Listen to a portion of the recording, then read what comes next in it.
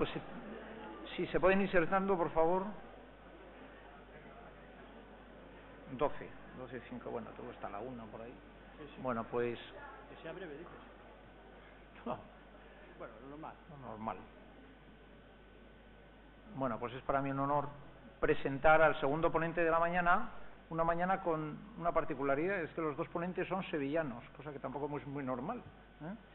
Pero coincide que los dos sois sevillanos de origen, que habéis venido por el norte y os habéis quedado. En el caso de Edmundo, a que tengo ahora el honor de presentar, buen amigo mío, pues ingresa en la carrera judicial en el año 91, su primer destino, para los que lo recuerden, que muchos lo recordarán, es Laredo, en el año 92, donde está hasta el año 97, y asciende a magistrado en el año 97, destinado en el juzgado número 10 de Bilbao, hasta que cambia el destino por el juzgado no mercantil número 1 de Bilbao, porque supera las pruebas de especialización en el orden mercantil. Creo que sobre el 2008-2009 te vas destinado a la sección primera especializada en mercantil de la Audiencia Provincial de Álava, y ya desde hace 2 años está destinado en Bilbao en la sección cuarta de la Audiencia Provincial de Vizcaya, que está también especializada lógicamente en asuntos de naturaleza mercantil. Bueno, yo le llamé, inmediatamente me dijo que sí, cosa que es una cosa muy agradable, porque entre otras cosas hacía mucha ilusión venir a Santander, así me lo dijo. Le pedí que hablara de una cuestión que a mí me parece relevantísima, que son los requisitos internos de la sentencia, que son la precisión, la motivación y la congruencia de la sentencia. O sea, que os dejo hasta la 1 por lo menos con su presentación, y luego comenzaremos un trámite de preguntas y de, como se suele suceder en algunas ocasiones, de mini ponencias. Espero. Adelante. Bueno, pues muchísimas gracias a todos por acudir, a Joséchu Arzuaga. Joséchu era Pepe cuando estaba en San Sebastián, y le ha pasado como a mí, que yo era el vasco cuando estaba en Sevilla, y se vino aquí. Ahora es Joséchu en Cantabria, y yo ahora soy el sevillano en Bilbao. O sea que tenemos una vida paralela. Él la ha contado, la ha resumido muy bien, porque claro, es que hemos hecho todo al mismo tiempo. Vinimos al mismo tiempo aquí a Cantabria, donde yo tengo muy buen recuerdo. He saludado a mucha gente de aquella época, he visto que han envejecido con la misma dignidad que yo y que Pepe y que los demás, y es un placer pues estar aquí con vosotros, y os agradezco muchísimo el que estéis tantos y tan interesados. Veo además que hay abogados y jueces, con lo cual no puedo quedar bien con nadie, así que, y procuradores y demás gente de mal vivir. Así que no puedo quedar bien con nadie. Diré lo que pienso, pienso cosas raras, y ya lo digo de antemano, así que yo doy mi posición, pero también voy a explicar un poco dónde está la situación mayoritaria en estos momentos. Bueno, pues muchísimas gracias, Pepe. El título de la ponencia es Precisión, motivación y congruencia de la sentencia. Yo querría explicar un poco por qué la sentencia fundamentalmente lo que persigue es lo que dice la ley, y muchas veces, sin embargo, no se consigue. Es decir, la norma, tanto la Ley Orgánica del Poder Judicial como la Ley de Enjuiciamiento Civil, lo que nos dicen es que las sentencias tienen que resolver el fondo de la cuestión. La regulación del proceso civil en la Ley de Enjuiciamiento Civil lo que persigue es eso, es decir, quiere evitar sentencias absolutorias en la instancia. Lo que se quiere es que si hay un defecto procesal que impide entrar al fondo, no se aprecie en sentencia, sino que se evite el juicio y, sobre todo, el gasto que acarrea el juicio, el gasto económico y el esfuerzo que trae consigo. La idea de la regulación del juicio ordinario, y también, aunque no siempre se entienda así, del juicio verbal, porque el juicio verbal en esta materia se remite a la regulación del juicio ordinario, es que si hay un defecto procesal se trate de subsanar, y si no es posible, que finalice el procedimiento sin una resolución que produzca cosa juzgada, de manera que se pueda volver a presentar al día siguiente correctamente, sin los defectos que se habían apreciado y que habían determinado el sobreseimiento de la pretensión que se planteaba en ese procedimiento civil. Eso es lo que se quiere, eso es lo que persigue la ley, y lo que muchas veces sabemos que no se cumple. En el juicio ordinario es más difícil que pase, porque como están separadas las pretensiones o las alegaciones sanatorias del proceso en la audiencia previa del juicio mismo, es decir, de la práctica de la prueba en el acto del juicio oral, es más sencillo delimitar las dos situaciones. En el verbal es más complicado porque, como se tiene que hacer lo mismo pero en unidad de acto, muchas veces lo que ocurre es que se practica toda la prueba y después en la sentencia se encuentra uno con que a lo mejor tenía que haber estimado una excepción procesal. Pero la regulación del juicio ordinario, digamos que facilita el que esto no suceda, porque continuamente nos está diciendo la ley: oiga, resuelva usted las excepciones procesales. Si son subsanables, sánelas.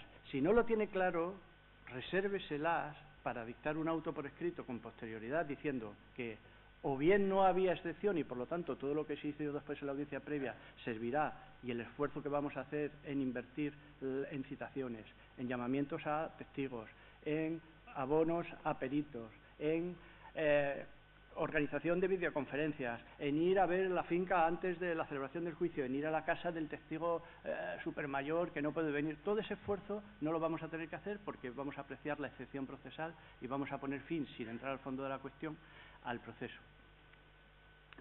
La ley en ese sentido es insistente y, por lo tanto, la ley de enjuiciamiento civil nos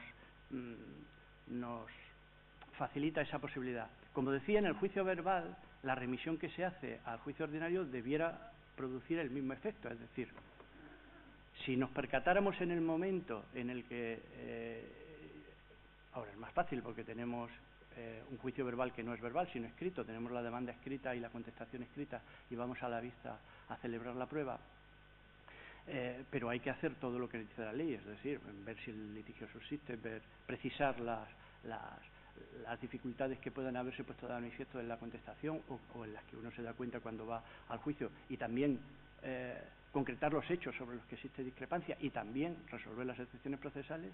La posibilidad que establece la ley en enjuiciamiento civil es clara, la dice con toda rotundidad: hay que hacer lo que se dice en la audiencia previa, y si no puede proseguir el proceso porque hay una excepción procesal que impide hacerlo y que además no es subsanable, lo que hay que hacer es concluir la vista, no hacer la prueba y resolver en el auto correspondiente lo que proceda, que normalmente, si se ha producido la conclusión de la vista, será el sobreseimiento del proceso.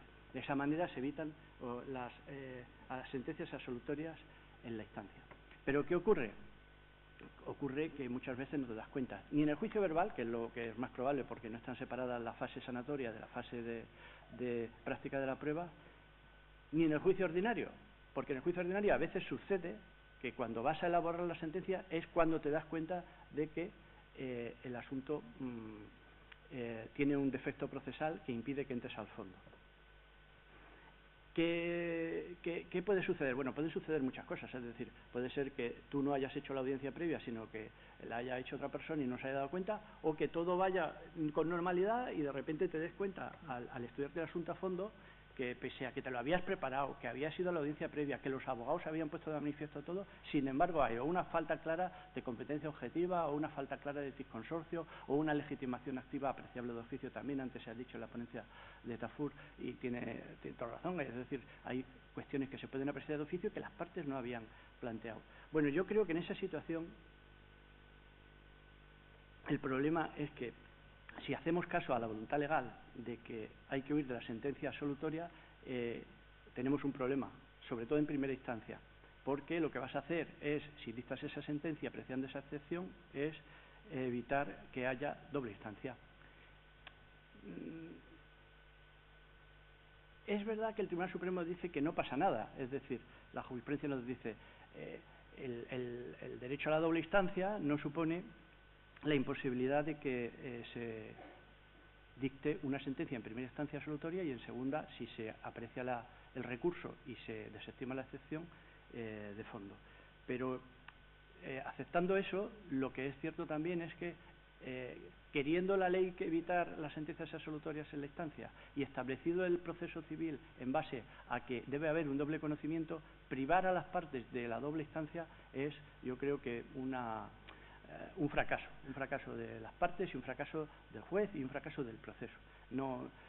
Y creo, o por lo menos mi experiencia me dice, que en primera instancia eso tiene solución. En segunda no tiene solución, porque no tiene sentido, después de haber hecho esperar semanas, meses o años a las partes a la resolución de segunda instancia, el que te pongas a decir: declaro nula la sentencia de primera instancia y obligo a apreciar o no apreciar la excepción, para que, si se aprecia, se presente otro proceso y vamos al fondo. No, en segunda instancia no hacemos eso, afortunadamente, porque entonces sí que estamos metiendo a la gente en un lío. Pero en primera instancia, en el momento en que el juez va a dictar sentencia, no puede retrotraerse las actuaciones, con audiencia de parte, por supuesto, y oyéndolas decidir si volvemos o no al momento de la audiencia previa o de la vista en el juicio verbal, y poner de manifiesto que, chico, me he dado cuenta, ojalá que esté equivocado y que los letrados de las partes me convenzan y me desdiga, pero no puede ser que haya una falta de competencia objetiva, o una falta del consorcio pasivo necesario, una falta de legitimación activa o alguna de las excepciones que impiden el fondo.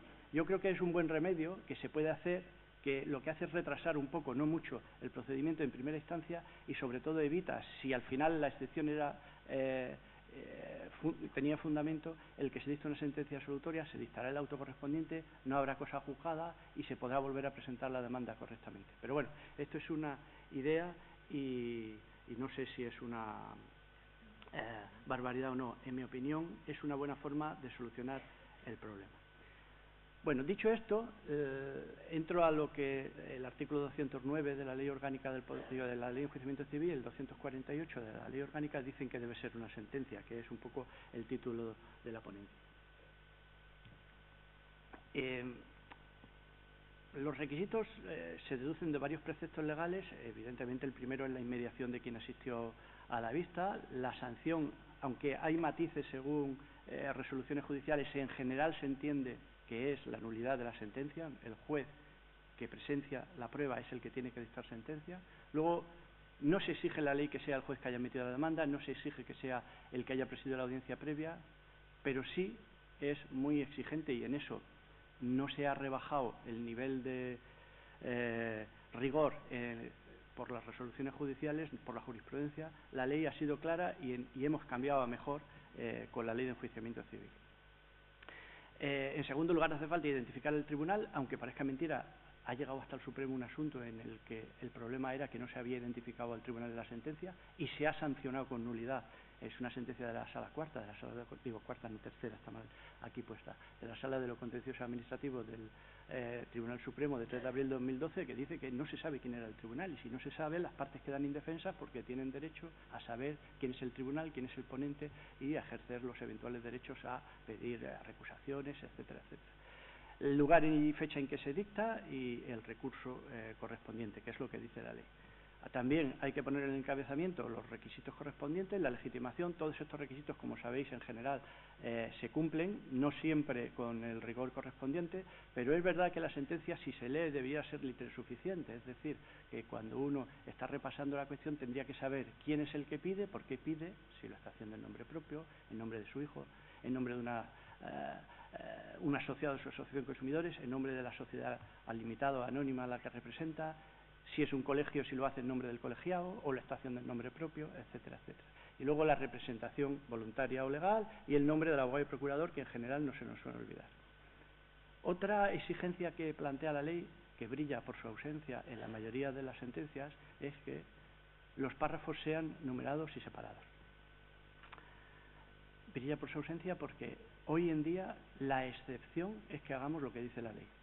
Y sin embargo, solo hay que comparar una sentencia en la que tenemos 2 hojas de ladrillo sin puntos y apartes con una sentencia, por ejemplo, del TJUE, donde en frases de 3 líneas y numerados del 1 al 122 se argumenta, para ver la diferencia sustancial de comprensibilidad y de inteligibilidad de la resolución.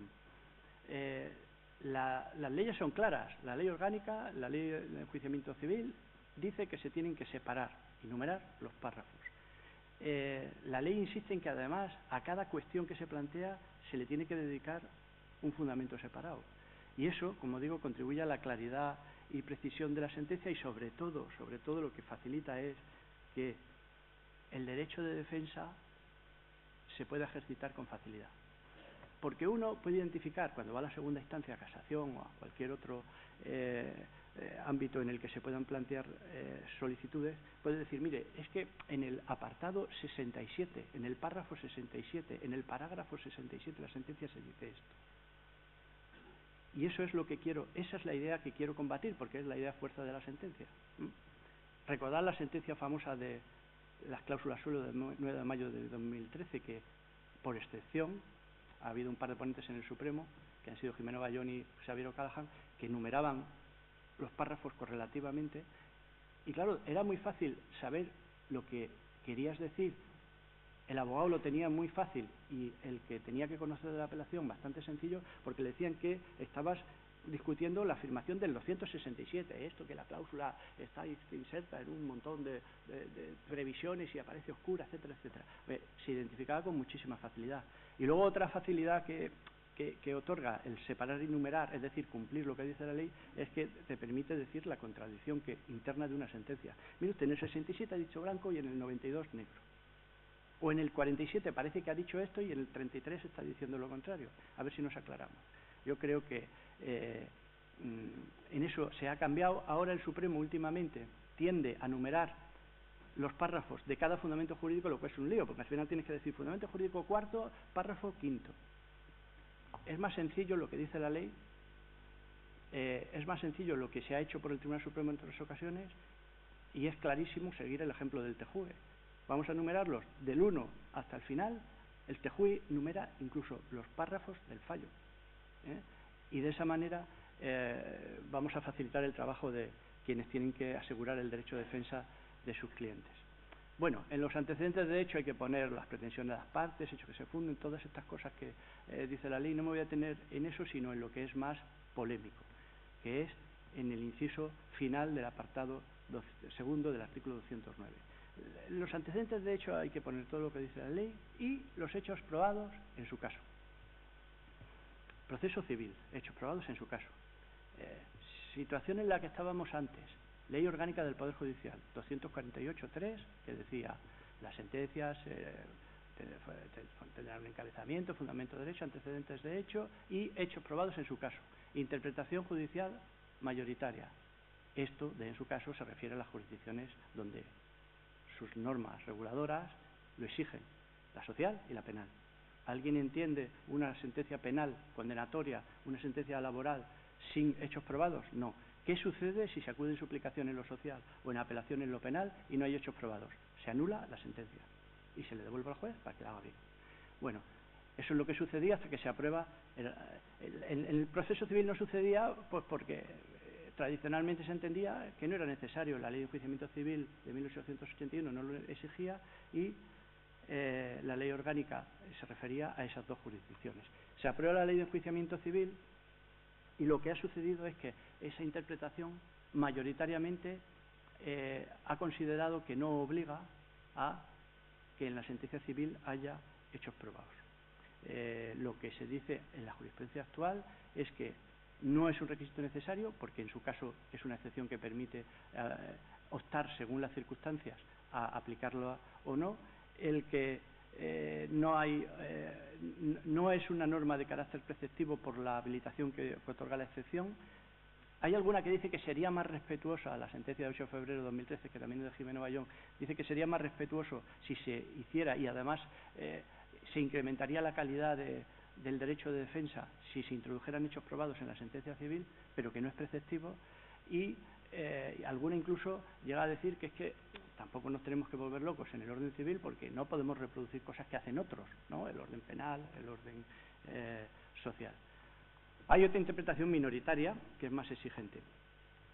Ya de antemano, para que quede claro, yo tengo el prejuicio de defender esta tesis, pero bueno, es una interpretación que desde ahora digo que es minoritaria. La doctrina se defiende por algunos, hay jueces cada vez más que empiezan a introducir hechos probados en las sentencias civiles y en definitiva lo que se sostiene es que si en la Ley de Enjuiciamiento Civil nueva se introduce esa previsión que antes no estaba, es que se ha querido extender la exigencia del juicio penal y laboral a el juicio civil. Esto es muy cansado, por eso nos cuesta mucho trabajo hacerlo. Obliga a explicitar los hechos, pero sobre todo, eso no es demasiado difícil, porque normalmente cuando empiezas tienes la doble condición de juez de instrucción y de lo penal, y entonces eres más exigente cuando dictas sentencias penales, pero te cansas en las civiles y no los pones. Bueno, no se entiende muy bien, pero es lo que nos sucede. Luego ya cuando te separas de la jurisdicción penal, que es así como secundaria, ¿no?, en esto del derecho, y te dedicas a la seria, a la civil, a tal, pues ya lo tienes muchísimo más claro que esto de los hechos probados es un lío, porque claro, no es solo poner un relato de hechos, es decir a continuación, para garantizar que el derecho de defensa se pueda asegurar de forma efectiva, y además para introducir racionalidad y legitimidad a la resolución, ¿por qué has llegado a la conclusión de que el hecho primero está acreditado? ¿En qué te basas? ¿En una valoración conjunta crítica de la prueba? ¿O en esto, la testifical, el reconocimiento judicial, la documental, el interrogatorio de parte, los criterios que nos da la ley para entender que un hecho debe ser probado por una parte u otra, las presunciones que podemos aplicar según los casos, la posibilidad de la ficta admissio, de la antigua ficta confessio? Todo eso habría que explicitarlo y es complicado. Yo creo que contribuye a una motivación suficiente, y además esto de que la excepción en su caso sea justificativa, no, la excepción en su caso tiene justificación porque en la ley de enjuiciamiento civil hay muchos supuestos en los que no es necesario poner hechos probados, porque la ley te dice lo que tienes que hacer. Antes en el desahucio se decía, si no viene, sentencia de condenatoria. El 21, si hay renuncia a la acción, la sentencia es condenatoria. En el allanamiento, oiga, pues tendrá que ser condenatoria en los términos en que se ha allanado, ¿no? No hace falta hechos probados porque la ley te dice, cuando pase esto, la sentencia es esta, no puedes dictar otra. Yo creo que esa vía sería una fórmula razonable, y de hecho el Tribunal Supremo inicialmente en dos sentencias que se citan mucho, la de 20 de noviembre de 2002, la 1089, y la de 25 de febrero de 2005 de 124, decía eso. Cuando discutías sobre si la aplicación del 359 de la Ley de Enjuiciamiento Civil antigua, la de 1881, exigía o no hechos probados, decía no lo exige. En cambio la nueva ley, la de Ley de Enjuiciamiento Civil, sí lo exige, porque reproduce la redacción que tenía la ley orgánica para el orden jurisdiccional civil. Bueno, ese es el estado de la cuestión, cada uno puede resolver como quiera. Yo creo que en general avanzaríamos en la calidad de las sentencias si esto se pudiera extender, porque el abogado podría decir, oiga, no estoy de acuerdo con los hechos probados, con el tercero, no está bien valorada por X, por Y o por Z. Me falta un hecho probado que no se ha recogido. Ahora el abogado tiene que hacer un ejercicio de especulación. Tiene que cogerse la sentencia y decir, creo que el juez da por probado esto, porque lo deduzco de la fundamentación jurídica, que da por supuesto lo que está sucediendo. Yo creo que en algún caso eso puede causar indefensión, pero en general dificulta mucho el ejercicio del derecho de defensa. Eso no nos pasa en la jurisdicción penal y en la social, y me parece que la ley quiso, lo que pasa es que luego hemos rebajado el tono o la exigencia, quiso que se anduviera ese camino. En cualquier caso, como digo, para la situación actual es la que es, y la situación actual es que no hace falta, no hay exigencia, y en general, aunque en un recurso planteemos que no se ha recogido esta exigencia legal, va a ser muy difícil que prospere, porque la jurisprudencia tiene muy claro que no es exigible. Bueno, en cuanto a la motivación, otro de los requisitos que establece la sentencia, el artículo 209, el artículo 209 de la Ley de Enjuiciamiento Civil se limita, y el 218, a exigir lo que la Constitución ordena, es decir, que haya una motivación suficiente. La jurisprudencia constitucional desde el primer momento aclaró qué es lo que se quería que se asegurara el conocimiento de las razones de hecho y de derecho que determinaban una determinada resolución. Se quería que las sentencias no fueran arbitrarias, no estimo o desestimo o estimo parcial la demanda porque sí, sino por una determinada razón que tengo que justificar, y es un instrumento para posibilitar la impugnación, utilizar la vía de los recursos. Es decir, la sentencia es un binomio la decisión, que es lo que todos vamos a mirar desde el minuto 1, si eres letrado es lo primero que miras, pero tiene una justificación que hace posible la motivación. Y necesitamos las dos cosas. Una decisión, por eso hay prohibición de non-liquid, en la ley orgánica del Poder Judicial, y una justificación de esa decisión. ¿Cómo hemos llegado allí? Lógicamente, eso es lo que otorga autoridad a la sentencia. Si en la sentencia me limito a poner los artículos y en aplicación de los anteriores preceptos digo que estimo o desestimo, pues bueno, habré acarreado a la sentencia todas las normas de aplicación, pero no estoy motivando. Si en la sentencia digo, bueno, sobre este tema ha dicho el Tribunal Supremo, abro comillas, corto, pego, y al final, después de 15 folios de sentencia, solo tengo un párrafo que aplica toda esa jurisprudencia al caso concreto, me temo que la exigencia de motivación no estaría satisfecha. Quizás sea mejor que haya menos referencias jurisprudenciales y la cita de los artículos se limite a indicar aquello que es necesario porque las partes disienten, no hay coincidencia en la calificación jurídica y tú lo que estás diciendo es que entiendes que la institución aplicable es esta y por lo tanto las consecuencias y la disciplina legal correspondiente, hacerlas más cortas, entrar al caso concreto, valorar la prueba si es que hay discrepancias de hechos y explicar las razones por las que, aunque sea de manera breve, porque el Tribunal Constitucional en eso y el Tribunal Supremo no son nada exigentes, oiga, explíquelo brevemente, que se entienda, si con eso sobra, si nos sobran los 3, los 4, los 5, los 6 folios de jurisprudencia, si lo esencial es que usted entiende que no hay prescripción por esto, usted entiende que hay legitimación activa por esto, usted entiende que la acción debe prosperar por esto otro, y la conclusión, la consecuencia jurídica es esa. Si eso se explica brevemente, no hace falta grandes, digamos, tesis doctorales, no hay que ser Castán para la mayoría de los procedimientos, se ha cumplido la exigencia de motivación. Si nos dedicamos a jurisprudencializar las sentencias de la manera que ahora lo hacemos, hombre, quedan sentencias voluminosas, pero no siempre se resuelven todas las cuestiones con rigor. Claro, cuando se denuncia la falta de motivación, hombre, una primera solución puede ser pedir la nulidad de la sentencia, pero esto en general la curia no lo quiere porque volvemos al principio y además seguramente volvemos al mismo sitio donde no queríamos estar. A veces, yo lo comprendo, uno quiere salir primero de la primera instancia para ir a otra, ¿no? Además dependiendo de qué segunda instancia, porque esto también es muy importante quién compone los tribunales. Y por eso lo que suele suceder es que somos en general muy benévolos con la falta de rigor en la motivación y lo que se hace es sustituir esa falta de rigor en los casos en los que se produce, porque afortunadamente la mayoría de las sentencias están motivadas y bien motivadas, pero hay casos en que no, por otra que se realiza por el tribunal correspondiente. Otra, sí, no quiero ser pesado, te voy a robar 5 minutos más. Sí. Otra exigencia de la motivación, además, a la que no atendemos en general mucho, es que la ley nos dice que tiene que dictarse las sentencias con arreglo a las reglas de la lógica y la razón. Es decir, lo que no puede ser una sentencia es una sentencia, digamos, extravagante. Puede serlo, pero no debe serlo.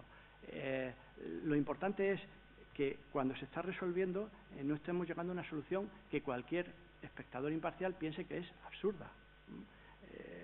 Es muy creativa, seguramente se basa en la jurisprudencia, pero llega a una conclusión que no se sostiene o que hace imposible el cumplimiento por la razón que sea. En más de una ocasión encontraremos, son pocas, pero algunas sentencias que tal y como están redactadas son impecables, pero son inejecutables, o cualquiera puede pensar que en derecho de familia sucede más de una vez, que mete a la familia en un problema gordísimo.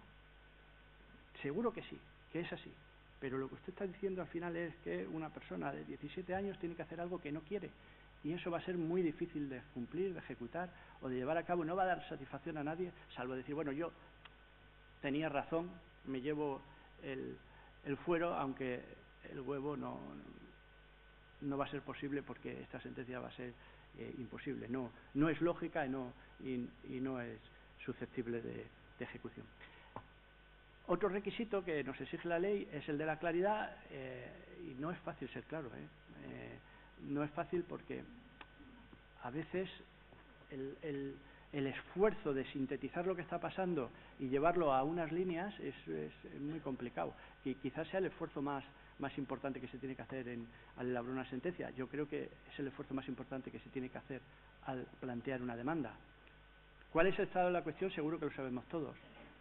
Realmente, hoy en día, cuando se presenta una demanda de las que yo hago ahora todos los días, muchas, las de gastos de hipoteca, no creo que haga falta que en 125 folios me digan lo que ha dicho el TJUE, el Tribunal Constitucional, el Supremo, esta audiencia y todos los juzgados del mundo, excepto uno. No hace falta. Si el estado de la cuestión ya se sabe cuál es, esa cláusula es nula. Ahora vamos a discutir lo que está en cuestión. 75 folios, 120, no tiene.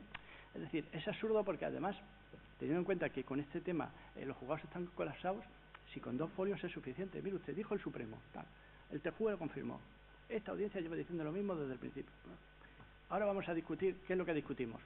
Lo que discutimos. ¿Cuál es la cuantía del procedimiento?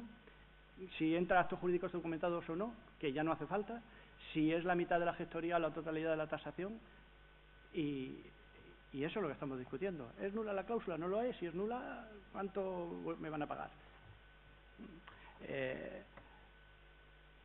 Si las demandas son claras, debiera, en justa reciprocidad, ser la sentencia clara, lo que contribuye a que sea inteligible, lo que contribuye además a que esté bien motivada, porque las sentencias claras suelen estar bien motivadas, lo que contribuye además a dar satisfacción a la ciudadanía. El Poder Judicial es un poder muy fastidiado, porque a diferencia de otros que tienen legitimidad derivada de una elección democrática, el nuestro, la legitimidad se gana cada día con el ejercicio de la jurisdicción de forma racional, de forma competente, de forma rápida cuando es posible, y la ciudadanía lo demanda desde hace mucho tiempo. El Libro Blanco, el Pacto de Estado, las Cartas de Derechos Fundamentales, resoluciones claras, inteligibles. Eso no significa, por supuesto, que no tengan que ser técnicas.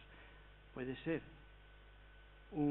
utilizarse un lenguaje forense absolutamente preciso, pero lo podemos hacer en párrafos cortos, en párrafos de no más de 2 o 3 líneas, tratando de evitar la subordinación, tratando de no inventar palabras. Hay algunas palabras que las tenemos que inventar porque no hay más remedio, pero en general yo creo que algunas sentencias, si las pasamos por un corrector normal y corriente de un procesador de textos, veremos como de repente en una sola sentencia aparecen 20 palabras que no están en el diccionario de la RAE, y eso no puede ser. Puede haber una, puede haber 2, pero 20 es que vamos por muy mal camino. El lenguaje forense tiene que ser preciso, y a veces nos inventamos el lenguaje forense. Por ejemplo, cuando decidimos aperturar diligencias en vez de abrir y cosas así. Tenemos ejemplos 50.000. ¿Cómo se cumple formalmente el requisito de la claridad? Bueno, la ley ya nos decía una pista. Separe y numere los párrafos. Resuma los hechos. En los fundamentos jurídicos se ha puesto de moda ahora, y a mí me parece muy interesante el poner de qué vas a hablar, porque como la ley en el 220 o 218 nos dice que hay que separar las cuestiones, digo, bueno, pues mire usted, voy a hacerla con el orden lógico que dice la ley. Y entonces eso nos lleva también a las exigencias materiales que son, bueno, la claridad me va a exigir empezar por el principio. Se ha discutido si hay acción, prescripción, caducidad, pues tendré que empezar por ahí, ¿no? Si hay acción ya puedo entrar a ver si hay legitimación, pero no tiene sentido que aunque el demandado haya planteado primero la falta de legitimación activa o pasiva de fondo, deje la prescripción para el final, porque me he cansado de escribir para decir al final que no hay acción. Bueno, vamos a empezar por el principio. Lo segundo, los requisitos. ¿Puedes ejercitar la acción? No. ¿Eres titular? No. Luego ya vas a las cuestiones que te han ido planteando, y al final pues pones un fundamento de intereses y otro de costas, ¿no? Digamos que de esa manera la sentencia es clara. Y además de clara, la sentencia tiene que ser congruente. Y voy finalizando. Congruente porque lo exige el artículo 218. La ley habla de exhaustividad y congruencia. En el 218 el requisito de exhaustividad se enuncia simplemente, luego en el artículo no se habla de él, pero bueno, la exhaustividad no es otra cosa que hablar de la que no haya incongruencia omisiva, es decir, que no se olvide ninguna de las cuestiones que están planteadas por las partes. Nos pueden parecer inocuas, irrelevantes, superficiales, prescindibles, pero las han planteado. Y si las han planteado, pues tendrás que dedicarle 2 líneas, pero habrá que dedicarle y no olvidar lo que se estaba planteando para asegurar una exigencia a la de exhaustividad que evita el defecto de incongruencia omisiva, que en cualquier caso es el defecto más fácil de subsanar, porque tenemos la vía del complemento de sentencias del 215 que debiera, si se utiliza bien, por parte de quien lo pide, y si se concediera alguna vez por parte del que dicta la sentencia, evitar que en algún momento se pudiera tachar una sentencia de poco exhaustiva o de falta de exhaustividad. Bueno, la congruencia no me extiendo mucho porque en realidad no se trata de disertar sobre todas las consecuencias que acarrea. Lo esencial es que haya una adecuación clara entre lo que se pide y lo que se da. Si yo pido blanco no me pueden dar verde. Si yo pido 100 no me pueden dar 300. Si yo pido que se condene a Francisco no puede terminar condenado Pepe. Eso es lo que la congruencia, la doctrina constitucional ha hablado mucho. Hay cientos de sentencias del Tribunal Supremo sobre la cuestión de la congruencia que revelan un poco cómo se tiene que proceder. Exhaustividad y congruencia están relacionadas, pero no toda sentencia exhaustiva es congruente. Puede haber situaciones en las que, habiendo respondido a todas las partes, se te vaya la mano, sea una incongruencia extrapetita y nos encontremos con los problemas correspondientes. De la omisiva o de la infrapetita, pues ya he dicho que se puede superar por la vía del 215. De la ultrapetita, es decir, cuando se da más de lo que se pide, pues hay que señalar que se dará siempre que haya pronunciamientos que no tienen cabida porque no estaban siendo objeto de discusión, lo que decía antes, una condena a quien no es parte, una prestación no solicitada.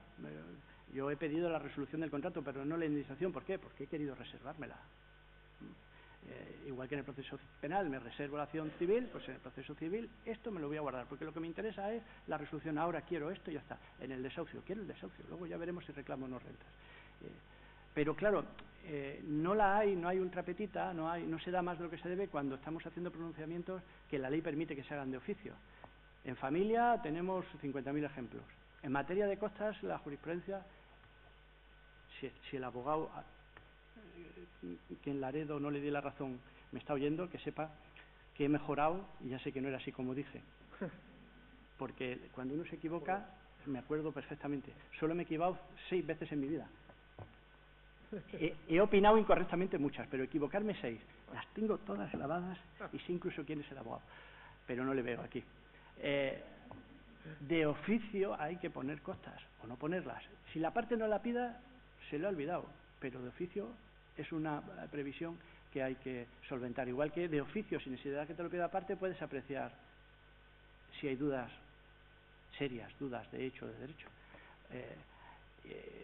El tema que salía antes, pues ahora mismo el estado de la cuestión en el 1303 es que la jurisprudencia dice que cuando se declara una nulidad, la consecuencia es que incluso de oficio hay que establecer cómo se restituyen recíprocamente a las partes de sus respectivas prestaciones. Y bueno, esa es esta cuestión ahora, mañana podrá ser otro, pero ese es como se encuentra.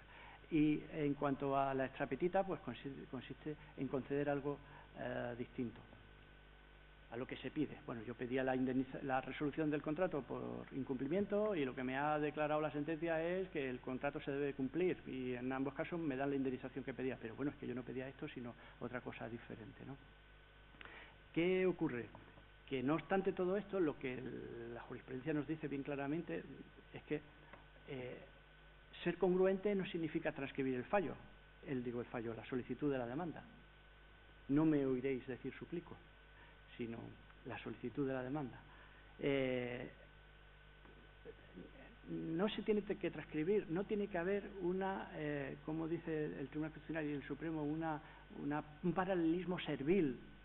Lo que hay que hacer es, atendiendo a lo que me pides, dar algo que se corresponde con ello. Si no se hace literalmente no pasa nada, siempre que se dé satisfacción, porque a veces hay que adaptar. Ya se sabe que se busca algo con una determinada solicitud en la demanda y que nada es gratuito y está muy bien pensado, pero eso no significa que haya que entender que una sentencia es incongruente porque no dé exactamente lo que se pide, sino otra situación.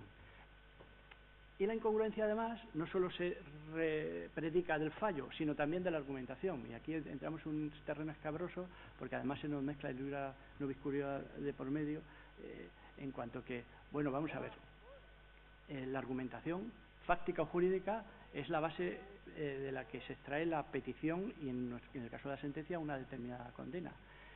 Si yo estoy argumentando por una determinada razón, soy incongruente si llego a la conclusión por una argumentación diferente que no ha permitido a las partes alegar, que no ha permitido a las partes probar y que las sorprende.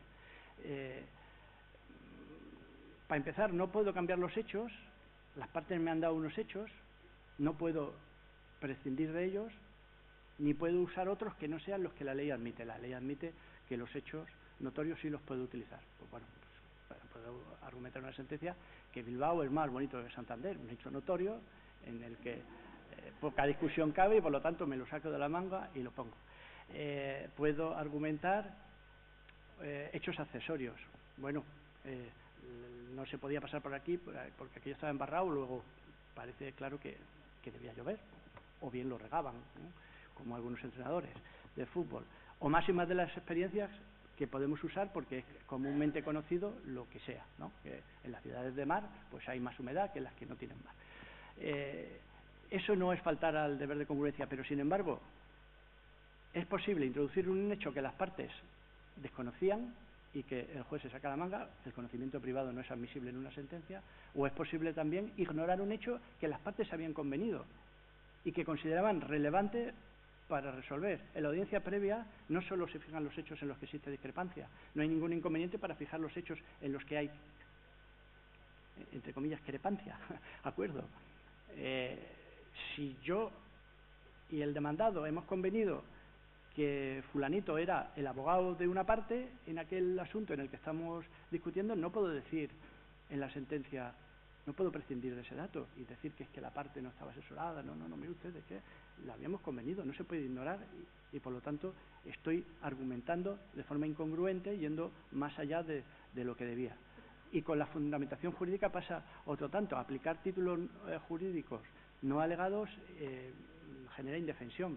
Si yo estoy pidiendo el desahucio por expiración del plazo, luego no voy a poder desahuciar porque había una obra inconsentida. Es verdad que en el proceso ha salido, se ha demostrado, etcétera, etcétera, pero el título jurídico que se estaba escribiendo era uno, y uno se defiende de aquello que se alega, no de otro. Esa es la cuestión de principio. En cambio, el iura nobis curia permite que en ciertas ocasiones, y con toda la prudencia del mundo, porque la jurisprudencia en eso es absolutamente restrictiva y quiere que se actúe sin que haya ningún asomo de indefensión y por lo tanto con mucha prudencia, el 218 permite que sin cambiar el título jurídico, la causa de pedir, se pueda llegar a una determinada conclusión.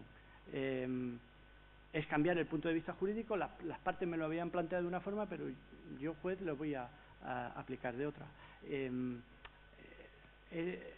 Es una pena que en el proceso civil no haya una posibilidad de que el iura nobis curia tenga una posibilidad de audiencia. Solo hay una posibilidad, pero que es muy poco útil, porque en el momento en que estás haciendo el juicio ordinario, en general no te has estudiado bien el asunto o no lo has estudiado completamente y te han surgido los problemas, ¿no? Que es la posibilidad de plantear cuestión en la vista, esto que os gusta tanto a los abogados, y que los jueces os pregunten y os examinen sobre el asunto y del que hay que saber salir como buenamente se pueda y con oficio.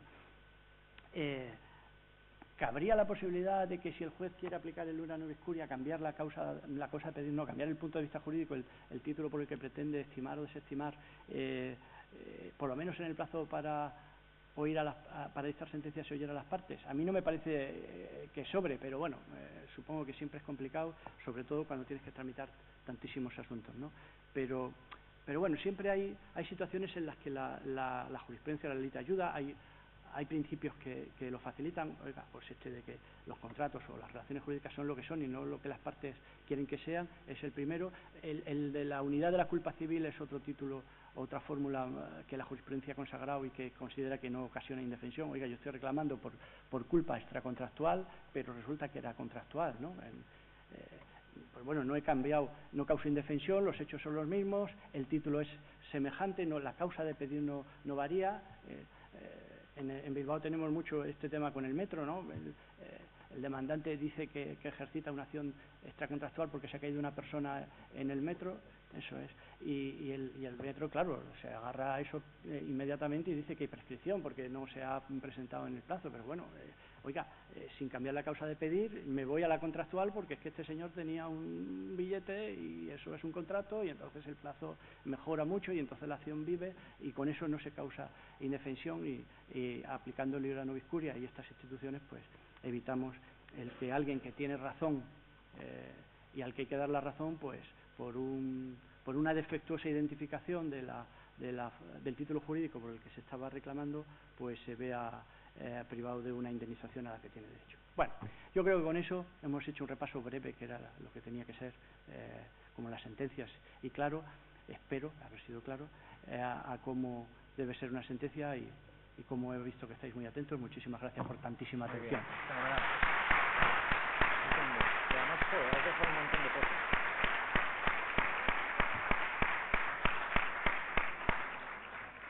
Bueno, pues adelante, el que quiera hacer una pregunta o un comentario, pues que levante la mano. Jaime, aquí. Pregunta fácil el mundo, ¿eh? Bueno, primero enhorabuena por la ponencia. Es que, a ver, he creído entenderte que criticabas la solución de continuar el juicio verbal para practicar la prueba cuando había una cuestión procesal pendiente. He creído que era esa la solución que tú decías y yo sugiero que en ocasiones, al menos hay un supuesto en el que yo creo que es así, yo creo que lo correcto es lo contrario.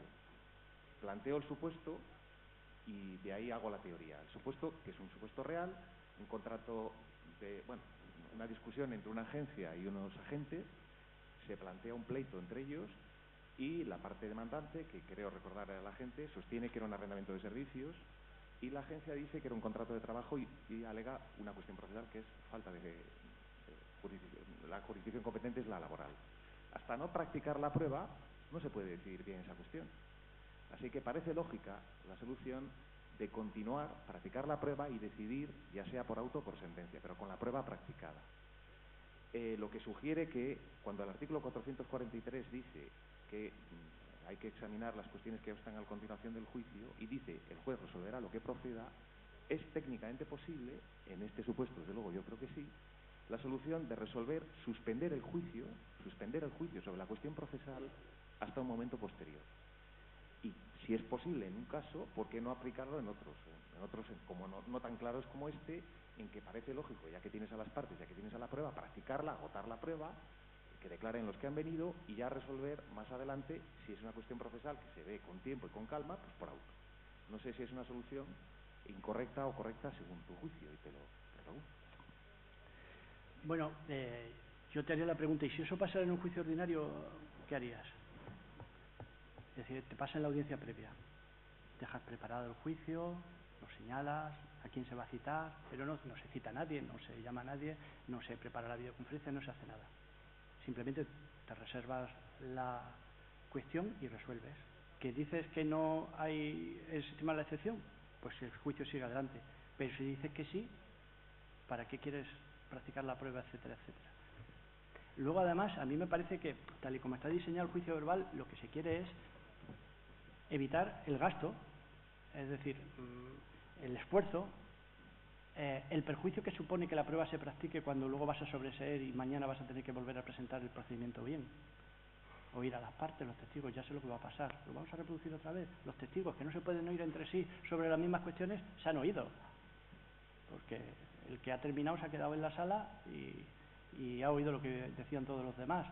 Yo solo le veo inconvenientes, pero además, en mi opinión, es que la ley lo que dice es que si hay una circunstancia que puede impedir la válida prosecución y término del proceso, 443.2, y el juez ya en ese momento la tiene clara, lo que procede es la continuación del acto si la ha desestimado y la terminación del acto si la ha estimado. Y por lo tanto, en el juicio verbal, donde todo se hace a la vez y por lo tanto tenemos el problema que tú dices y que es así, es decir, bueno, yo lo hago y luego ya en sentencia veré lo que hago, lo que a mí me parece más riguroso es, si voy a estimar la excepción, parar, no hacer la prueba, sobreseer, salvo que la excepción sea subsanable, y volver a empezar, pero bien.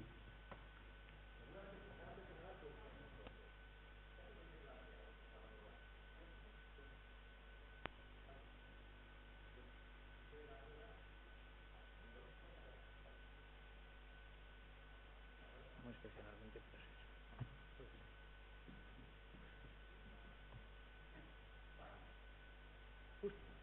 Justo. Bueno, levanta la voz, que a lo mejor tenemos... Sí. Bueno, abundando un poco en esta cuestión, yo creo que el problema que plantea el procedimiento verbal es, primero, que no es fácil repentizar, porque ciertamente ahora tenemos una ventaja. Han contestado, ya sabes que hay una excepción o no la hay. Lo que no sabes es lo que va a contestar la otra parte sobre esa excepción. Tienes que esperar al principio de la vista para que oír a la otra parte.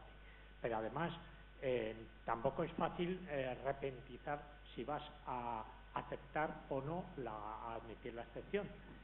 Y además tienes la presión de que la prueba ya está ahí, cosa que no te pasa en el ordinario.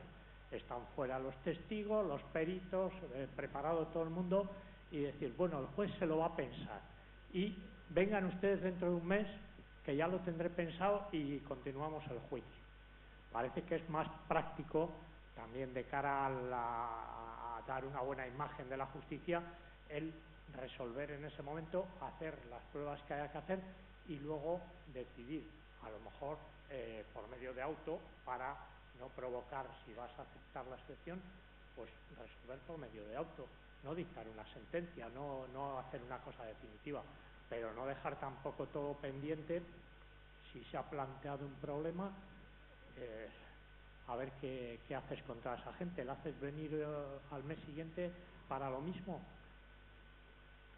Desde luego tienes razón, pero yo creo que la pregunta, tal y como lo haces, tiene la misma respuesta que tendría en un juicio, en una audiencia previa. Es decir, tienes la misma dificultad para resolverlo una vez que tienes la demanda escrita y por lo tanto sabes que se ha planteado la contestación a la demanda escrita y sabes que se ha planteado la excepción, tienes las mismas dificultades para resolver que en una audiencia previa. Es decir, no es algo repentino, has tenido tiempo de mirarlo. En segundo lugar, si en la audiencia previa puedes resolver oralmente, que se hace mucho para desestimar, en el juicio verbal será otro tanto de lo mismo, pues desestimarás también. Si el problema es cuando tú, después de haber visto la excepción y sin haber oído al actor, exactamente igual que en la audiencia previa, entiendes que es posible que lo que procede es el sobreseimiento. Entonces es verdad que está la presión de la unidad de acto con todos los testigos, los peritos fuera. Pero claro, la frustración de la que tú hablas es evidente, van a tener que volver dentro de un mes. Pero claro, la alternativa es, yo voy a dictar una sentencia en la que estimo la excepción y sin entrar al fondo todo lo que han hecho los testigos, partes, peritos, no sirve para nada y van a tener que volver dentro de 4 meses, cuando si en segunda instancia no se revoca la sentencia, cuando vuelva a plantear, bien planteada la demanda, con la legitimación pertinente, cuando constituya la relación jurídico-procesal correctamente, cuando haya ido a la competencia objetiva correcta.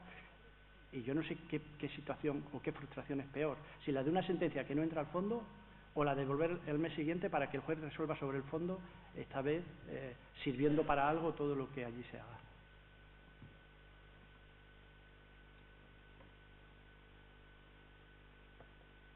Bueno, yo iba a suscitar un par de cuestiones, de muchísimas que se puede hablar, que has comentado. Lo primero es la necesidad de volver a recordar, yo soy muy pesado con esto, lo reconocer, de la necesidad de precisión. Las sentencias tienen que ser precisas, o sea, lo dice la ley, tienen que ser precisas, además de congruentes y claras, tienen que ser precisas, y eso es mucho. Y yo creo que las demandas deberían de ser también precisas. El otro día comentaba también una intervención que tuve con el Colegio de Abogados que hemos visto recursos, y lo puedo decir porque quien lo firmó, desde luego, no es de Santander Cantabria, no estará por tanto aquí, no está aquí, en el que después de 82 folios de recurso no acierta con la acción. Es increíble, es decir, es un producto complejo, es la petición de unificación, un producto complejo, y entonces va escalando, y va con las escalas, ¿no? Es decir, unificación absoluta, que ya se ha dicho 30.000 veces no puede ser, relativa por existencia de dolo o error, un problema de caducidad, y luego y resolución contractual, que se ha dicho también que no. Entonces quedaba esa cuarta, que era el resarcimiento del daño derivado de un incumplimiento que no genera la resolución, el 1101, pero puede permitir el resarcimiento de un daño. Bueno, entonces, claro, después de 81 folios de recurso y de 102 de demanda, digo, en algún lado estará, aunque no esté en su plico. Bueno, pues no está. Es decir, ha conseguido que no esté la única acción que podía prosperar después de 102 folios de demanda y 82 de recurso. Eso cuesta mucho trabajo. Y de tratar de identificar en esa maraña, en ese acarreo de sentencias de un lado y de otro, ver si en algún lado está por donde, en fin, podría quizás dársele la razón. Entonces yo recuerdo que no hace falta escribir mucho para decir lo que hay que decir, ¿eh? Es más, a veces parece que en la gran confusión mental que puede haber, escribiendo mucho, pues se neutraliza, porque yo meto todo y luego alguna cosa me darán. Bueno, pues a veces no pasa, como en este caso. Yo creo que es mejor tener un poco claro antes lo que vas a hacer que ponerte a escribir y escribir, porque tampoco creo, en fin, lo mejor yo creo es leer. Sí, hay que leer derecho, durante la semana, pero el fin de semana hay que descansar de leer derecho. Si se puede, incluso se puede leer hasta poesía, ¿no? Para depurar un poco el lenguaje, como decía a mí un compañero mío. Yo leo poesía porque me gusta depurar un poco el lenguaje y sintetizar mucho las ideas en pocas palabras. Bueno, es una recomendación que hago siempre, porque la verdad, yo lo digo a los compañeros, la audiencia más veteranos que yo, me dice, esto ha empezado hace poco, esto antes no era así, ¿eh? Y con esta litigiosidad bancaria, ahora ya tenemos el momento culmen ya. Bueno, y partiendo de esto, que es casi una anécdota, pero bueno, yo ya soy recurrente en esto,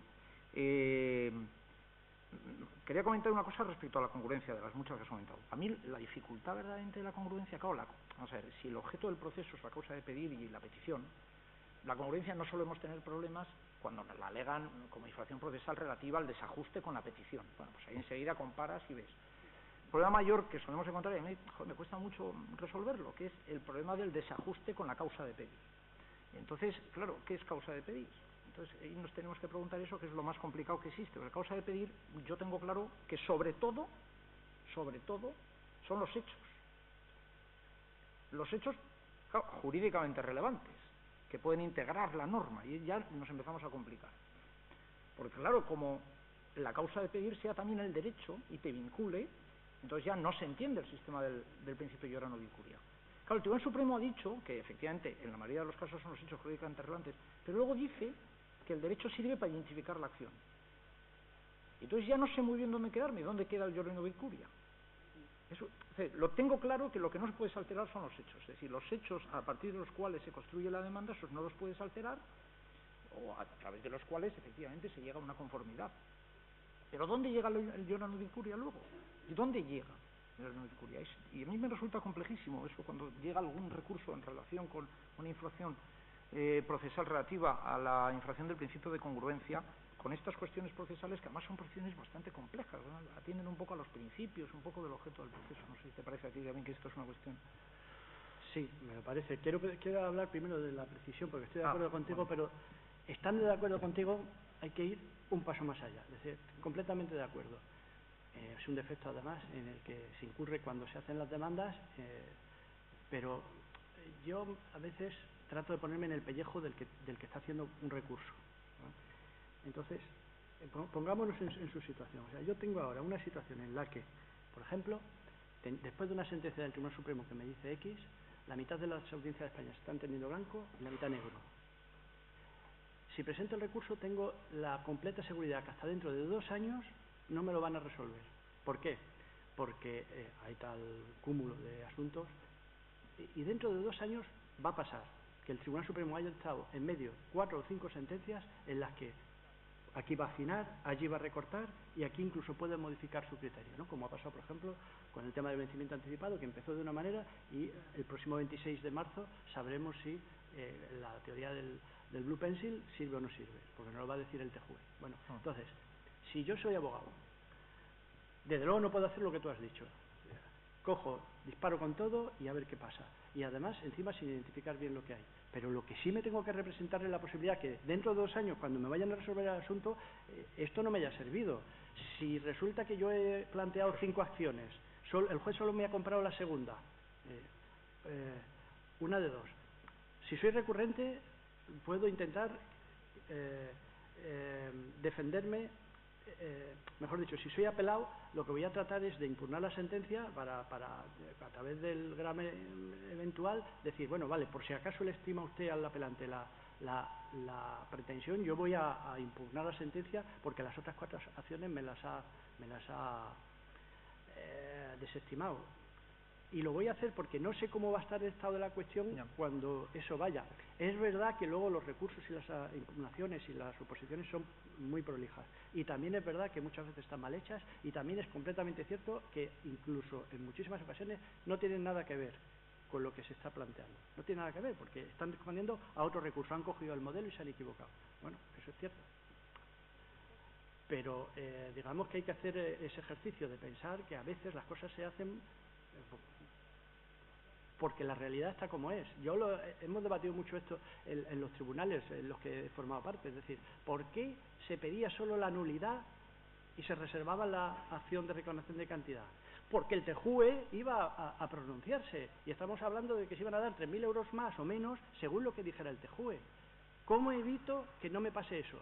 Pues hombre, yo creo que es un acto de inteligencia por parte de la abogacía decir, solo pido la nulidad, me reservo la acción, y cuando el TJUE aclare la situación, entonces voy o por todo o por menos. Claro. De manera que, compartiendo todo lo que dices, yo creo que eso a veces también lo tenemos que tener en cuenta, aunque es injustificable que al final haya recursos enormes que no entran a la cuestión. Y luego, sobre lo segundo, tienes toda la razón, es decir, no es nada fácil, al contrario, es complicadísimo saber hasta dónde se puede llegar con el iura nobis curia, por lo cual un primer principio que tenemos que tener claro es que en esto, prudencia, y más vale no apreciarlo que equivocarte. Si lo vas a apreciar, ojo, da audiencia a las partes.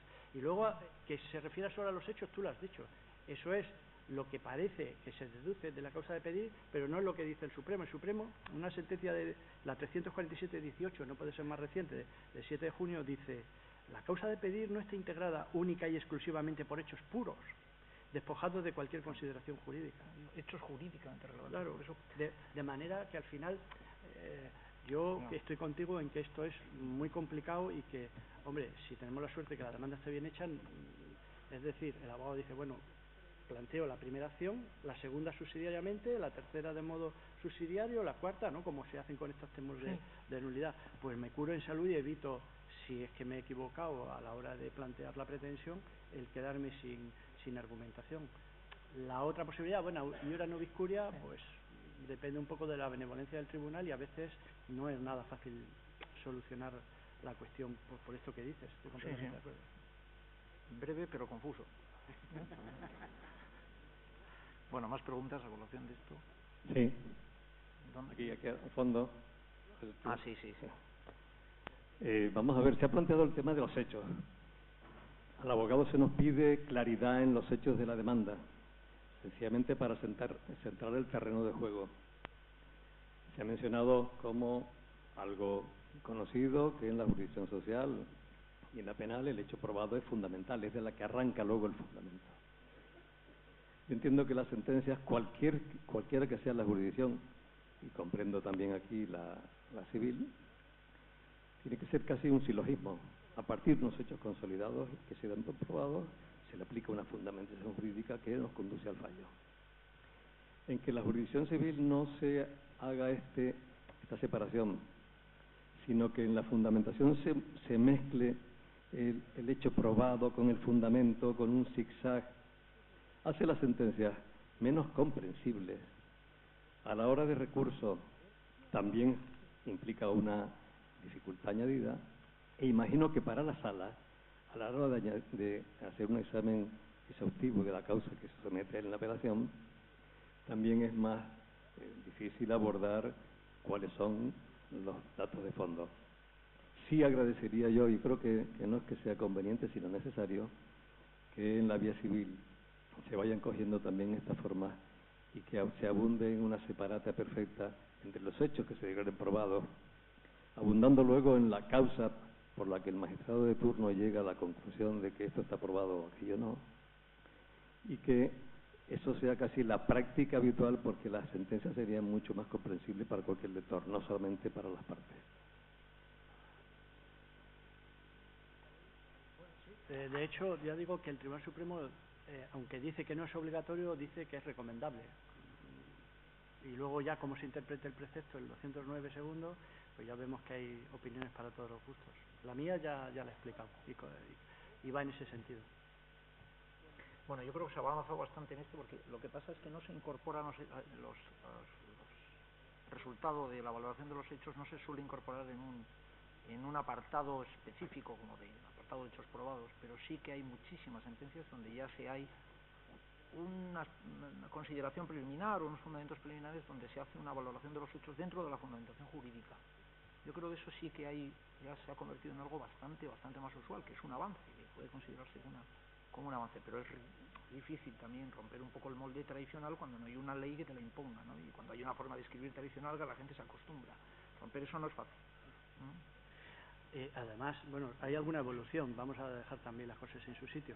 Ahora se coge una sentencia del Tribunal Supremo y aunque no ponga hechos probados, sí que en la fundamentación jurídica, no en los antecedentes de hecho, es decir, no separado como hacen en una sentencia civil o penal, se empieza como antecedentes del caso, es una rúbrica que se utiliza en una sentencia, en la mayoría se pone resumen de antecedentes, en otras se ponen antecedentes relevantes para la resolución de los recursos, en otras del Supremo se dicen hechos relevantes y entonces te hacen una relación de hechos.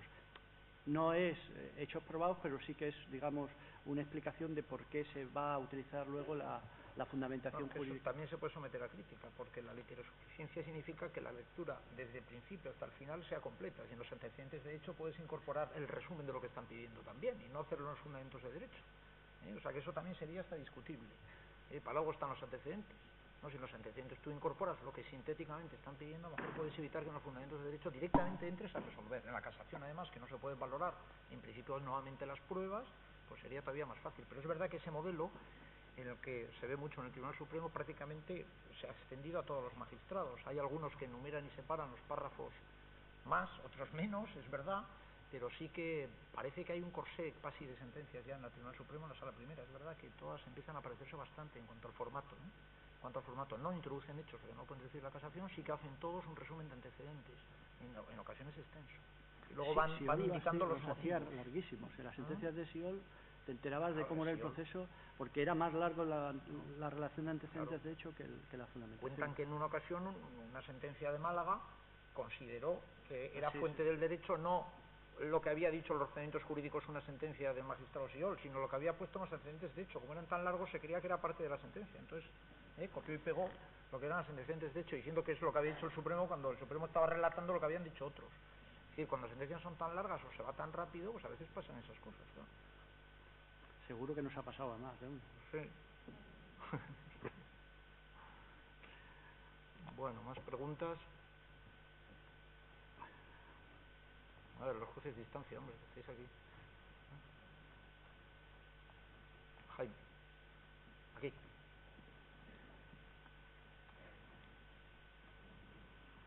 Una pregunta fácil, ahora una difícil. A ver, como además apelo a tu condición de experto en la materia, ¿cómo crees que está ahora mismo hablamos de iura nobis curia, el deber de control de oficio, el deber de control de oficio y el control de transparencia? Porque yo estoy seguro de que vas a coincidir conmigo, yo he visto en la jurisprudencia del Supremo un retranqueo. Desde la primera sentencia, la famosa de 9 de mayo del 2013, que parece hablar de control de oficio con todas las consecuencias, la 705-2015 nos dice que el único principio que hay que respetar es el de audiencia. Últimamente hay sentencias que dicen otra cosa. El último caso ha habido más. Hay una del 28 de junio de 2018 que tú conoces, y la última, la 44-2009, la de la Comisión de Apertura. La Audiencia Provincial de Valencia no examina de oficio el control de transparencia, y el Supremo, bien es cierto, que examinando un recurso del banco, dice que hace bien la audiencia en no entrar de oficio en el control de transparencia. ¿Cómo está ahora mismo el control de transparencia y el control de oficio? ¿Cómo lo tenemos ahora, según tu criterio? Bueno, yo igual te decepciono, Jaime.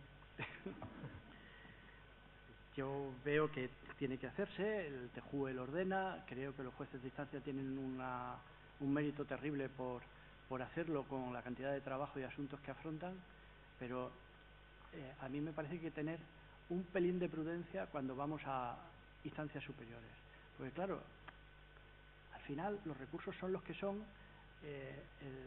y los principios procesales hay que casarlos con esas exigencias. Y no es fácil casar el principio de apreciación de oficio de una cláusula abusiva con la forma en que en nuestro derecho está organizado el recurso de apelación. Me dirás con razón que nos dice el TJUE, para garantizar la protección de los consumidores hace falta pasar incluso por encima del derecho interno. Claro que sí. Y el ejemplo típico de la sentencia aquella del coche en el que pasamos de una quanti minoris a una acción, bueno, claro que sí. Pero, a ver, tienes una sentencia, hay un recurso y el recurso es el banco. ¿Cómo casas la reformatio impeius con que aprecie de oficio una cláusula abusiva? Yo no termino de conseguir que me encajen las piezas, seguramente porque soy mayor, soy del siglo pasado, vine con Arzuaga aquí a Cantabria en el siglo pasado y me cuesta, pero o sea, uno va a recurrir y sale escaldado. No puede ser, es decir, si lo supiera, no hubiera recurrido el banco, ¿no? O la reformatio impeius ya no sirve. Es decir, hay que proteger al consumidor, por supuesto, pero me parece que la tutela judicial también tiene que ser respetada. E incluso los bancos tienen derecho a la tutela judicial. Yo lo veo así, pero reconozco que es muy difícil porque... Y necesitamos adecuación de las leyes procesales. El problema creo yo, detecto yo, es que como es un derecho, bueno, lo dije el otro día, es un derecho pretoriano, es un derecho de creación jurisprudencial, es que eso está en manos nuestras. Está en manos nuestras. Y en la jurisprudencia del Supremo se muestra una evolución. Como consecuencia de esa evolución, es que yo no sé lo que hacer. Yo, si tengo ahora afortunadamente ya no las tengo, pero si tengo una ejecución hipotecaria o un ordinario, es que no sé si tengo que entrar de oficio en el control de transparencia. Es que no lo sé. Porque si leo la sentencia 241/2013, entiendo que sí. Y si leo la última, entiendo que no. Y, en fin, parece que como es un tema que decimos los jueces lo hemos dejado ahí. Bueno, yo no me preocuparía tanto. Quiero decir, cuando yo era juez en Laredo, la audiencia me decía una cosa, pero me decía una cosa la tercera y otra la primera, y el Supremo me decía otra. De hecho, el Supremo me decía lo que yo querría que me dijera, porque como tenía 20 sentencias que me decían blanco y otras 20 negro, y decidía. Y aquí nos pasa un poco lo mismo. Tú tienes el TJUE para, como juez de instancia, a operar como quieras. Yo creo que ahí, además, en primera instancia, no se ocasiona indefensión, porque si cumple lo que te dice el TJUE, que es dar audiencia a la parte, ya el riesgo que tenemos en la segunda instancia de la reformatio impeius desaparece. El juez le ha dicho, yo creo que esto es abusivo, o algo que decir, sí o no, y ya ese tema es objeto de debate, puede ser objeto de alegaciones. Es difícil que sea de prueba, pero podría serlo, y yo no me preocuparía mucho. Además, en tu caso yo sé que si tienes alguna duda vas a ir a Europa, o sea que...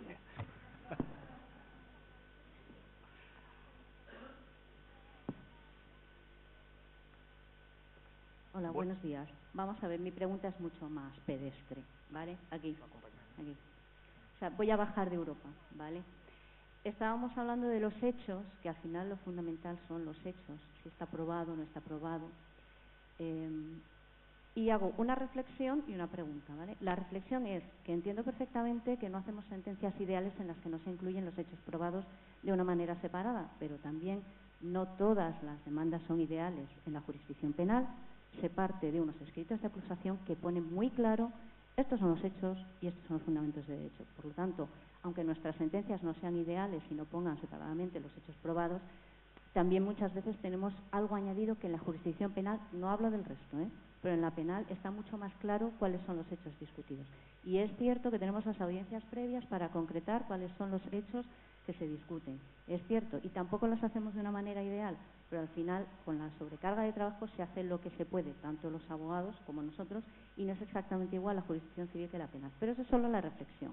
Ahora, desde el punto de vista práctico, si se pone un fundamento respecto a los hechos probados y la prueba la tienes también que valorar, esta es una cuestión meramente práctica de cara a los abogados en cuanto a la claridad de la sentencia y de cara a quien tiene que resolver los recursos, ¿de acuerdo?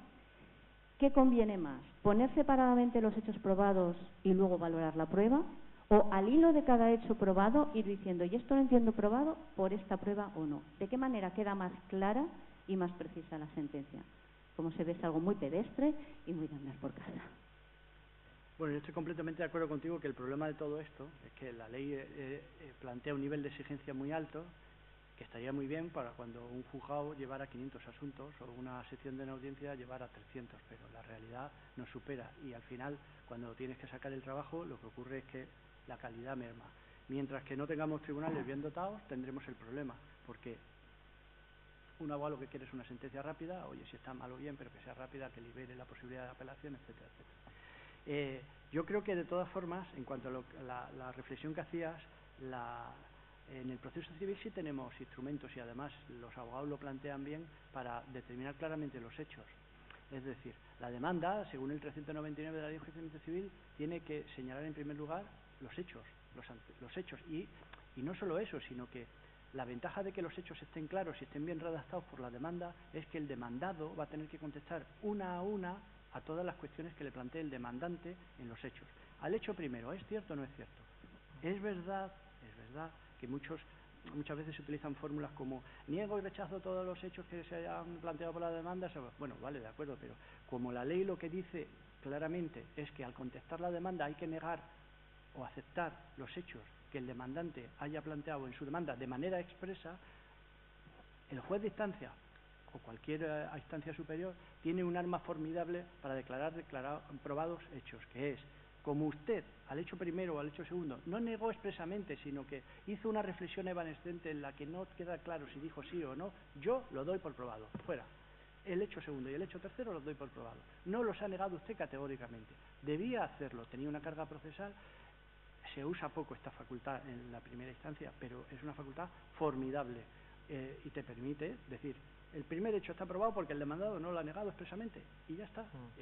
Es una facultad.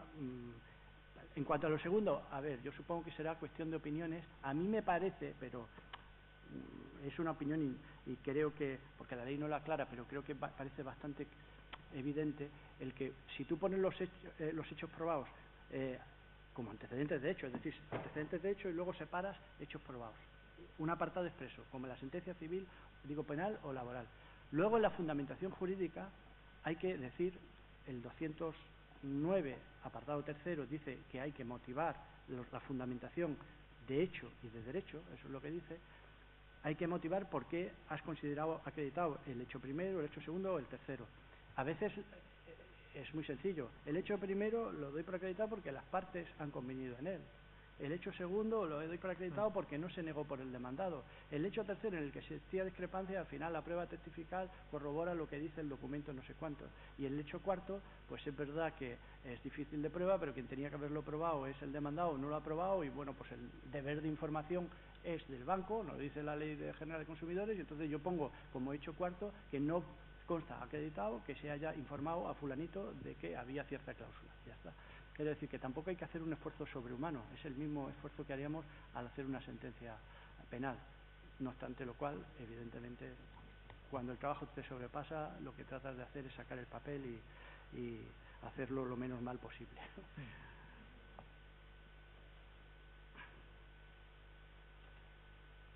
Bueno, pues nadie más levanta la mano.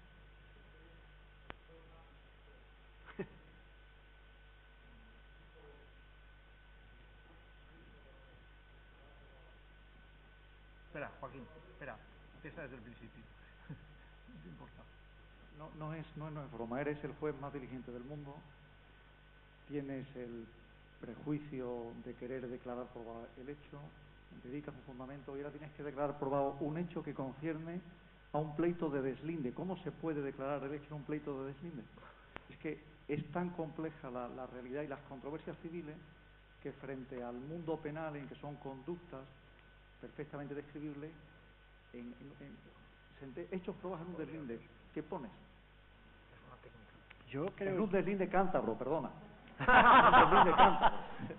Entonces ya, sí, eso es tremendamente fastidiado. Yo creo que se puede decantar, porque, a ver, los hechos probados que tienes que poner son aquellos que sirven para identificar la acción que va a prosperar o que vas a desestimar. Es decir, no hace falta, supongo, contar toda la historia de que desde hace 3 generaciones el pasiego estaba allí con el mojón aquel que iba, venía, se movía, era un mojón ambulante y tal, sino, decir, a ver, conclusiones.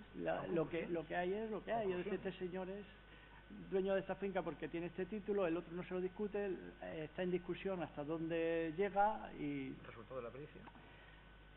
Seguramente en una sentencia penal lo que harías en un caso de apropiación indebida o lo que está... Lo describirías de una manera y yo creo que una sentencia civil es posible. Creo que se puede, pero bueno, supongo que es verdad que sería dificilísimo y muy complicado. No hay más que ver cómo son las sentencias extranjeras que nos vienen aquí, que son muchísimo más cortas que las nuestras, pero muchísimo más. Y cada vez hay más recursos donde se alega la falta de motivación de la sentencia de primera instancia. A mí es una cosa que me sorprende, porque como mucho conseguirás que se anule la sentencia, pero que el mismo tribunal vuelva a dictarla. Generalmente no la remitimos al tribunal inferior, pero es llamativo, quizás sea porque existe más confianza en el Poder Judicial, es decir, como una perspectiva más absolutista, ¿no? Lo dicen ellos, no hace falta que se expliquen tanto. Y aquí no, aquí hay un exceso de motivación que a veces lo hace muy confusa, pero que si la comparas con cualquier sentencia que tenga el extranjero es verdaderamente llamativa. Porque somos mejores, yo creo que, a ver, verdaderamente llamativo. Hay cosas, nosotros podemos presumir de pocas cosas, pero sí podemos presumir una sanidad pública envidiable en toda Europa, ¿no? Bueno, pues igual no tenemos la justicia más rápida, pero la más motivadora, no, eso sí, sí que tenemos, sí. No, tienes razón, lo comparas. Luego esto está hablando, claro, con Jaime, claro, el problema que tenemos es un legislador que no se ha puesto a legislar procesalmente sobre la protección del consumo. O sea, es la pura realidad. O sea, ¿qué pasa en la ley de justicia? ¿Qué pasa en los procedimientos cuando aparece un consumidor? La actuación de oficio, la tutela de oficio, la investigación de los hechos y elementos de hecho y derecho que permitan resolverlo. No está ahí. Nosotros somos positivistas, no vamos a cambiar de la noche a la mañana la filosofía que tenemos en la cabeza, ¿no? Es así. Bueno, pues nuestro derecho al continental ha sido siempre pues, de norma, de ley, no tanto de doctrina de tribunales. Ahora parece que nos estamos cambiando, como había comentado Joaquín precisamente, porque estamos a golpe un poco de sentencia del TJUE y de los principios que la informan, ¿no? el de primacía. Pero es difícil, es costoso. Entonces, claro, verás en el Tribunal Supremo que dicen que el control de oficio tiene que hacer sobre... Pues es normal que lo veas, porque, en fin, porque deslices de esos hay en un cuerpo de un tribunal que son 10 magistrados. Y que están sometidos además a un recurso de casación donde por la cuantía están entrando 200 sentencias de swap llevan ya, y no sé cuántas más de productos financieros, y los que tendrán que seguir poniendo, para reiterar una doctrina que han dicho que han mantenido sucesivamente. Bueno, ¿más preguntas o nos vamos ya? Bueno, pues como veo que no hay ninguna, bueno, no sé si 1, 2, 3, no hay más. Mañana es importante lo siguiente. Empieza a las 9:30, o sea, empieza un poco antes. Con 2 ponencias yo creo que importantísimas. La primera sobre algo que ya hemos hablado hoy, la cosa juzgada y la precursión de alegaciones, que es además una cuestión bastante liosa y de mucha actualidad. Y la siguiente, las costas procesales, vuelven otra vez. Entonces ya costas procesales completo. Además viene una abogada, compañera de la mayoría de los que están aquí, que es la decana del Colegio de Vigo, para explicar, porque hay un proyecto de reforma del enjuiciamiento civil, que ahora lógicamente se ha quedado parado, pero no sé si continuará, dependiendo lógicamente que del gobierno que se construya a partir de las elecciones, pero hay un proyecto de modificación del 394 del enjuiciamiento civil para, entre otras cosas, sustituir el actual sistema de imposición de costas por el vencimiento por el de la temeridad. Bueno, ahí está. Entonces nos vendrá a contar un poco de qué va esto, porque parece que el Colegio de Abogados optaba por ello, el Colegio General de la Abogacía optaba por ello, y Lourdes ha sido una de las personas que ha llevado esto. Y luego nos tendremos que ir un poco antes, porque me han dicho que hay asamblea del general, no sé si ordinaria o extraordinaria, del Colegio de Abogados y Nueva Jura a la 1 de la tarde. Entonces es importante que empecemos pronto a las 9:30. ¿De acuerdo? Hasta mañana. Gracias.